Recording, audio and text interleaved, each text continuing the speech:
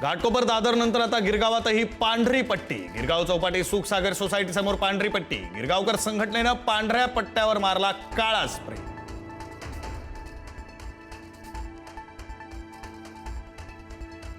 ठाकरेंच्या शिवसेनेच्या सर्व खासदारांची आज मातोश्री निवासस्थानी बैठक। ऑपरेशन टायगरच्या पार्श्वभूमीवर बैठकीचं आयोजन। उद्धव ठाकरे खासदारांना करणार मार्गदर्शन।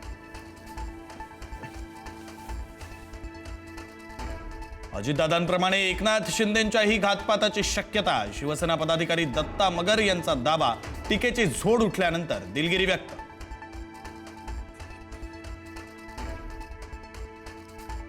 मान्सून कोकणातच रेंगाळला। पावसासाठी अनुकूल स्थिती नसल्यानं मुंबईत 15 जूनच्या आत पावसाची शक्यता नाहीच। मुंबईत तीव्र उष्णता आणि दमट वातावरण कायम।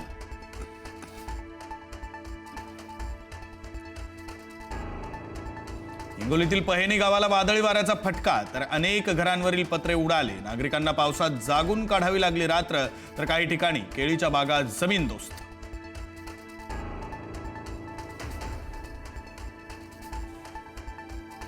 राज्यातील सर्वच धरणातील पाणी पिण्यासाठी राखीव। सिंचनासाठी उपसाबंदी लागू। संभाव्य जलसंकटामुळे राज्य सरकारचा निर्णय।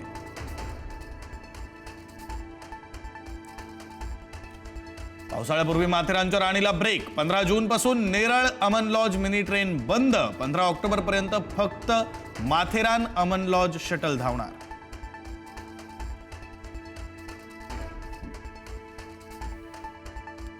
पिंपरीतील मोरवाडीच्या सोसायटीमध्ये 2 कुटुंबांमध्ये तुफान राडा। आईवडिलांसह 2 मुलींकडून शेजारच्या मुलाला बेदम मारहाण। मारहाणीच्या रागातून मुलानेही केला चाकू हल्ला।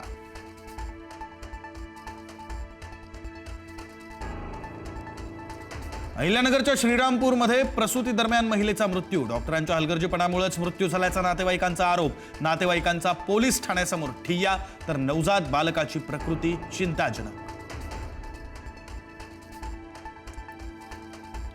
इराणसोबतच्या करारावर आज स्वाक्षरी होणार। ट्रम्प यांची सोशल मीडियावरून माहिती। स्वाक्षरी होताच हॉर्मुझ खुली होणार, ट्रम्प यांचा दावा। तर इराणकडून मात्र अद्याप अंतिम होकार बाकी।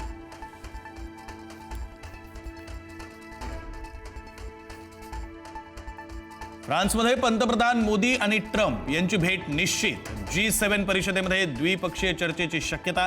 जागतिक सुरक्षा, व्यापार, तंत्रज्ञान, संरक्षण सहकार्यावर चर्चेची शक्यता।